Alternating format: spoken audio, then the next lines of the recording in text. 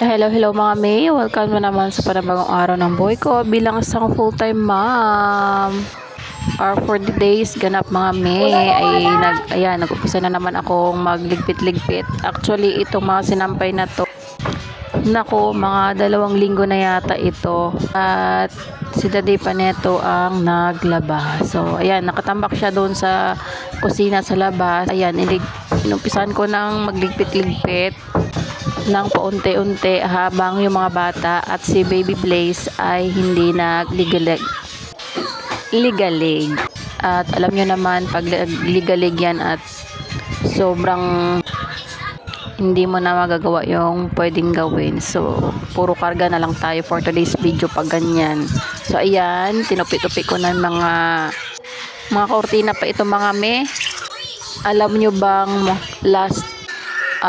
is bago pa mag-birthday nito si baby ko ito tinanggal. So ngayon lang din natupi at nung nakaraan lang din nalabhan yan mga grabe, nakatambak lang din talaga siya. So this day ay may panday pa rin kami, may gumagawa pa rin ng bahay, siguro mga another 1 week pa at yan, done na for the day's session. So ayun, pagkatapos ng another loan doon ay saka na naman tayo magpapagawa ulit ko. So another 2 years tiis-tiis mga budget para lang matapos ang itong bahay ng mga bata.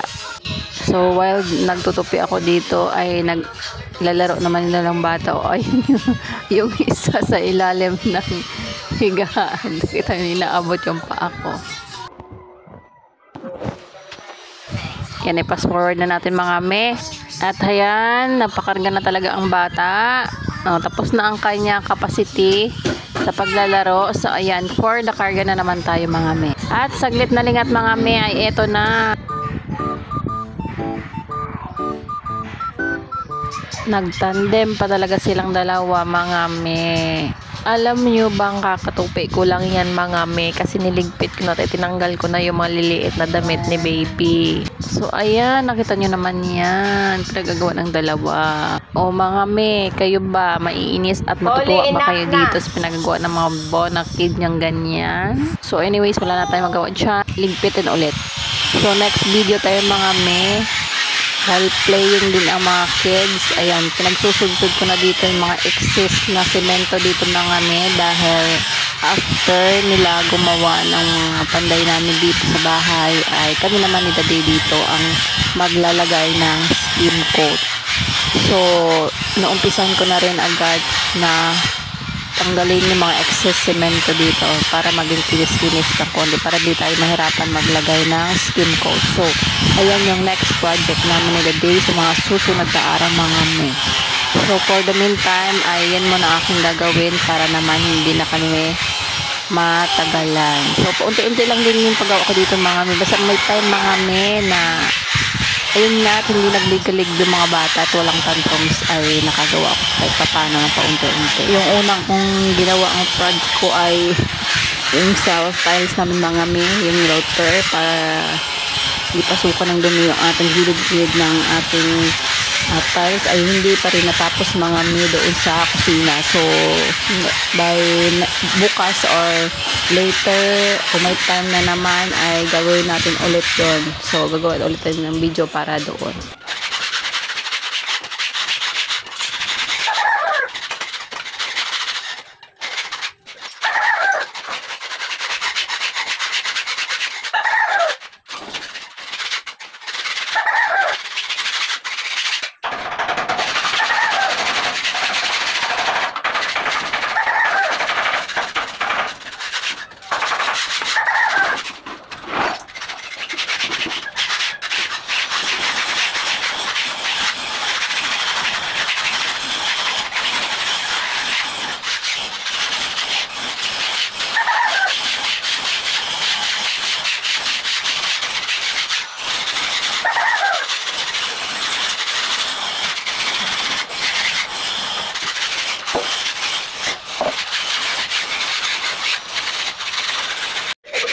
At dapat din pala ay may protection tayo dito sa ating ulo at mata dahil pitalsikan yung mga maliliit na mga nagbuo-buo na mga semento mga mi. So ayun. At eto na ulit ang sitwasyon natin mga mi. Karga-karga na naman tayo dito. Ayun, tapos na naman ang paglalaro niya. Hinanap na naman ang kanyang inahan. For the karga na naman yan mga mi dahil nag-iiyak-iyak na naman siya. So wala tayong choice. So bilisan na natin dito at ilayo siya ng kaunti dahil tumatalsik na yung mga buo-buong semento. Ayan, basta lang makiskisan at mabasbasan dito mga mi. So, hindi pa naman pulido yan. So, pag nagkabakanting oras ulit at hindi sila nagligalig ay rarasadahan na ulit natin. Yan. For the meantime, ayan, saglit-saglit lang din muna tayo dito. Yan na lang talaga ang ganap natin mga me dahil may maliliit pa tayo, may toddler at may baby. So, no choice ang inahan nyo mga me.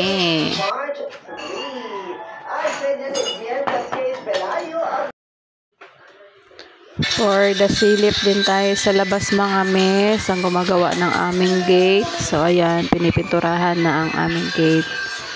Ang pintura para din ito sa steel para hindi siya mga lawang mga me. Ayan ang update sa aming gate. So hindi pa siya nakakabit. So may likod pa yan mga me na hindi pa rin napinturahan. So ayan, front at back yung pipinturahan. For the silip-silip lang muna tayo dito sa aming CCTV. Ayan, pag gusto kong manood dun sa labas mga mi ay dito lang ako sa aming CCTV na nonood. At pag may tao sa labas ay tinitignan ko muna dito bago ako lumabas.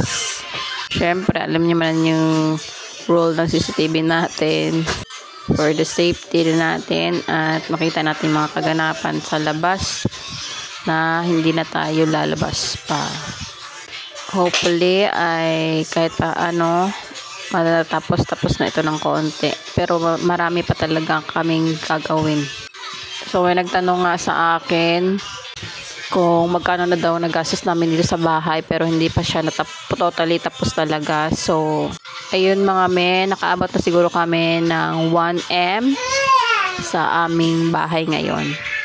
Actually yung target budget namin dito noon sa contractor yung gumawa ng plano ng aming bahay ay sabi niya 1.5 daw ito, kaso sa tingin namin ay sobra pa talaga. Next day ay this time ay tinuturuan ko si kuya mga me na magsaing dahil alam nyo naman iba-iba na ng ugali ngayon ng mga bata. So while young ay kailangan nating turuan yung mga bata. At the same time, iba-iba rin tayo ng pagdisiplina sa mga bata. So, si kuya talaga, pag hindi mo yan tuturuan, ay wala yan malalaman talaga. So, sa age ni kuya ay 8 years old na siya. Kaya, kailangan na rin siya umpisahan turuan sa mga bagay-bagay. Lalo na dito sa bahay at kami lang. So, kailangan din niyang matutunan yung mga iba't ibang gawain dito sa bahay. So, kung inaalala nyo about sa kuryente, andyan din naman ako na yung gumagawa ng saksak. So, first time ko siyang turuan itong paghugas ng bigas at paglagay sa rice cooker. So, step by step lang din muna yung aking tuturo sa kanya. At sinasabihan ko rin siya about sa mga saksakan na yan. Ito, tawagin kami or kung sino dito sa bahay na may tao na nakatatanda sa kanya at yun, huwag mo na siyang magawa. So, dito mga may ako na nagsaksak dyan, siya lang nagsalang. So, tinuturuan ko siya kung paano pindutin yung rice cooker. So, maganda rin naman turuan sila ng maaga pa para matuto agad.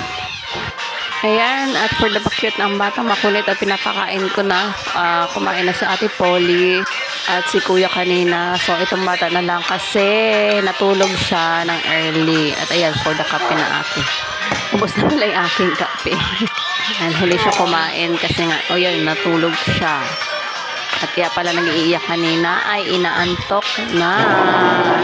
Yan lang mga kaganapan mga miss sa aking buhay full-time mom. Sana supportahan niyo pa rin ako mga me sa panood ng aking video everyday sa aking live.